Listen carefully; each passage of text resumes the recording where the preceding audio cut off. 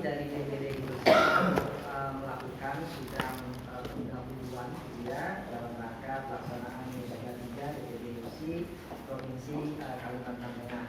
Pertama, Musda ini kita lakukan dalam suasana yang alhamdulillah dengan penuh keakraban dan penuh kelapangan hati gitu ya, sehingga nanti harapannya bisa menghasilkan produk Musda yang bagus gitu ya. Nah,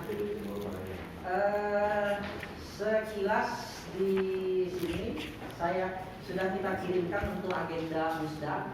Pertama ya ini kita sidang pendahuluan. Kita nggak usah pakai pleno-pleno ya Pak, siang yang di awal ya. Pendahuluan. Jadi pertama menyampaikan terkait dengan agenda rapat kita seperti yang sudah disampaikan dalam undangan. Jadi yang pertama ini kami dari DPD mungkin mengawali persidangan yang kalau di awal itu ada pembacaan tata tertib, tapi saya kira pembacaan tata tertib ini nanti boleh dikirimkan.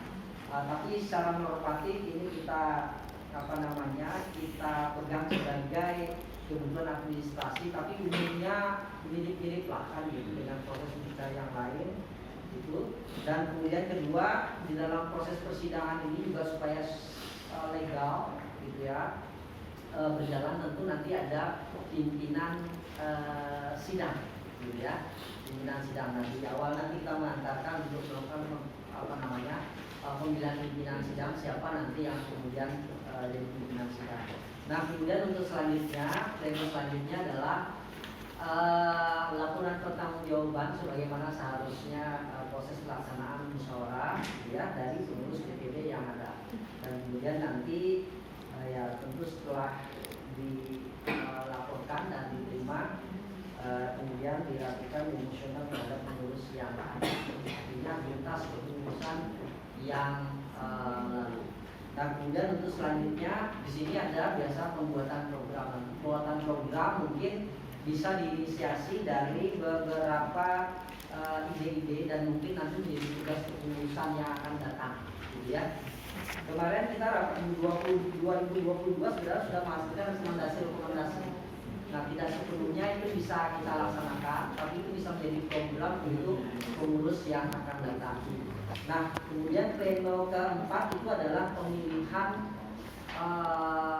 ketua ya atau pengurus DPRD Hilsi periode 2023-2028. Nah jadi kurang lebih itu dan selanjutnya penutup. Nah kurang lebih mungkin gambaran acara kita seperti itu gitu ya. Jadi pertama ini tata tertib ya kita anggap dan kita gimana kira-kira dianggap dilewatkan aja ya, paham aja ya. Oke, terus kemudian selanjutnya untuk jadwal seperti yang saya sampaikan ini pleno 1 tadi tertib jadwal, dan kemudian kedua setelah ini nanti laporan pertanggungjawaban, dan setelah itu nanti kalau untuk program bisa pakai rekomendasi yang kemarin pada saat kita rakor dengan Hilsi itu bisa jadi program pilihan, dan juga nanti jadi tanggung jawab pengurus yang berikutnya untuk membuat program-program yang bagus buat Hilsi. Nah kemudian yang keempat baru kemudian pemilihan ketua dan mungkin pemilihan formal itu yang membantu dalam proses pengurusan kepengurusan. Nah itu.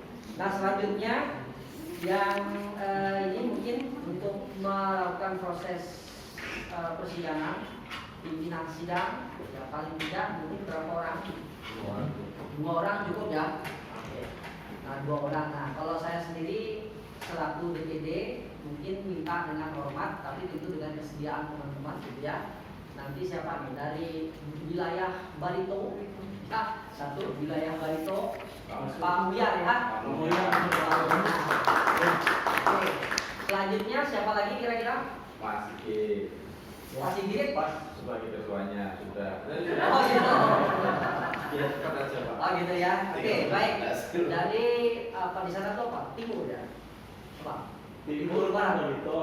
Ah, timur dan barat ya. Pak Sigit. Oh ya. Oke, begitu ya, sepakat ya kira-kira ya? Sepakat. Oke, sepakat.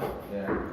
Agus sudah sepakat tuh ketua Masjid. Oke, baik. Untuk proses persidangan, silakan untuk selanjutnya kita minta yang 2 orang dari Pak Mulia sama Pak Sigit, Mas Sigit ya, untuk bisa memimpin proses persidangan kita. 5 menit ya, Mas.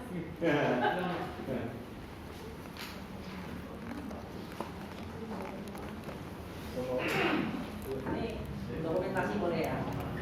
Oh ya, itu bisa menjalankan seluruh agenda atau proses persidangan di dan tidak DPD Direksi Provinsi Kalimantan. Lagi dilihatin Pak ini kertasnya. Oke, dilihatin agendanya. Oke, mantap. Oke. Oke, ya silakan.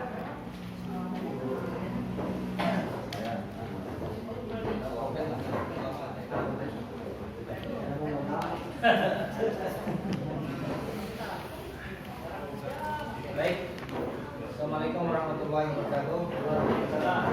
Selamat sebenarnya, salam sejuk dari Palembang. Hadir KTNO Keturunan ke Surabaya bersengat ke Jumata. Pimpinan sidangnya sampai lagi sekaligus memperdeta Pak Edi Sabarudin. Kita santai ya Pak. Baik, sahabat-sahabat sekalian, alhamdulillah pada malam hari ini kita melaksanakan musyawarah daerah yang keberapa nih Pak? 3. Tanggal 31 Agustus 2023 sebagai wakil saya sebagai sekretaris Mas Edi dan juga kandidat ketua umum.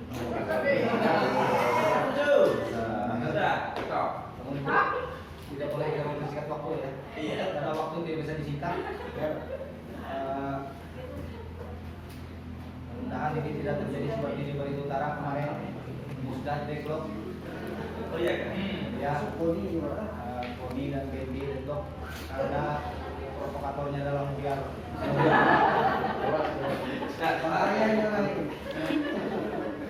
Makanya sengaja kita taruh di sidang. Supaya aman mereka. Itu akibat mereka tidak nyuruh saya jadi pimpinan sidang. Akhirnya deadlock. Baik, teman-teman sekalian, kita lanjut saja agenda pada malam hari ini. Tadi takib sudah kita sudah dilaksanakan pada tertib, mungkin sudah kita lanjutkan. Mungkin agenda yang kedua adalah sidang pleno yang kedua, laporan direksi 2028-2023, laporan pertanggungjawaban yang akan dilaksanakan dan akan disampaikan oleh terserah apakah Pak Edi Sabarudin ataupun sekretaris, kami persilakan.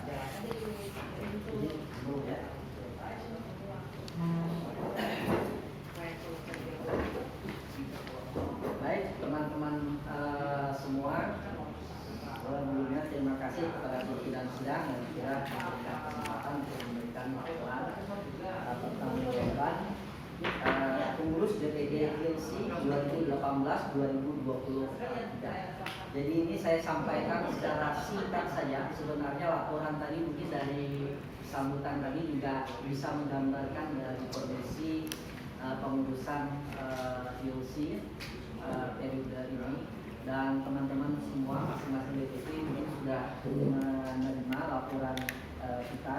Jadi laporan ini kita buat pertama terkait dengan ini saya kasih gambaran saja dulu terkait dengan latar belakang terkait dengan eksistensi ILC dan kemudian gambaran umum keberadaan ILC selama periode ini. Kemudian ketiga, program-program kegiatan yang dilaksanakan atau yang diikuti oleh Direksi Provinsi Kalimantan Tengah, itu ada 13 kegiatan yang diikuti yang terekam di kepengurusan ini. Dan kemudian selanjutnya susunan pengurus DPD ILC yang sebenarnya hampir di sini juga semuanya adalah pengurus, ada yang berangkat tidak bisa hadir. Kemudian untuk selanjutnya kita memberikan gambaran terkait dengan daftar pengurus DPC ILC Provinsi Kalimantan Tengah Nah ini ada yang masa berlakunya sudah habis. Dari kita sendiri kemarin sudah ada berusaha untuk mencoba melakukan revitalisasi kepengurusan dengan melakukan update atau melakukan musyawarah gitu ya. Hanya saja dalam kepengurusan kali ini yang mampu kita lakukan itu adalah hanya ini Kota Waringin Barat ya, ini 2019, kemudian Kota Waringin Timur ini 2022 yang lalu melaksanakan musyawarah cabang di sana. Kemudian Pulang Pisau 2019, kemudian Barito Utara 2019, Curug Cahu 2019, Barito Timur 2019, sekaligus waktu itu pelantikan pada saat kegiatan di Pangkalan Bun. Nah kemudian ini kita sampaikan juga daftar LPK se-Kalimantan Tengah berdasarkan data tahun 2002 yang ini kita serahkan kepada Disnaker Provinsi ketika teman-teman Disnaker meminta untuk laporan daftar LPK se-Kalimantan Tengah. Kemudian selanjutnya ini kita sampaikan juga terkait dengan kondisi LPK yang terdaftar di yang terverifikasi di Sisnaker Siap Kerja gitu ya. Ada 16 LPK dari kurang lebih berapa LPK? Saya tidak mencantumkan totalnya semua. Yang baru terverifikasi gitu ya di Sisnaker. Nah itu. Nah kemudian selanjutnya ini kita lampirkan terkait dengan hasil rapat koordinasi LPKS ya tahun 2018 dan ini merupakan LPKS terakhir yang dilaksanakan oleh Dinas Pendidikan melalui anggaran Dinas Pendidikan, sekaligus kemarin ini dijadikan kegiatan kita untuk musda yang kemudian itu mengamanatkan kepada kami ya saya sebagai Ketua DPD HILSI periode 2018-2019. Ini ada beberapa rekomendasi gitu ya. Tidak semuanya bisa kita laksanakan. Itu ada yang bisa kita laksanakan, juga ada yang tidak bisa kita laksanakan sepenuhnya. Nah, kemudian ini kami lampirkan juga di sini rekomendasi rapat kerja daerah HILSI dan IPI 2022 yang kita laksanakan di New Hotel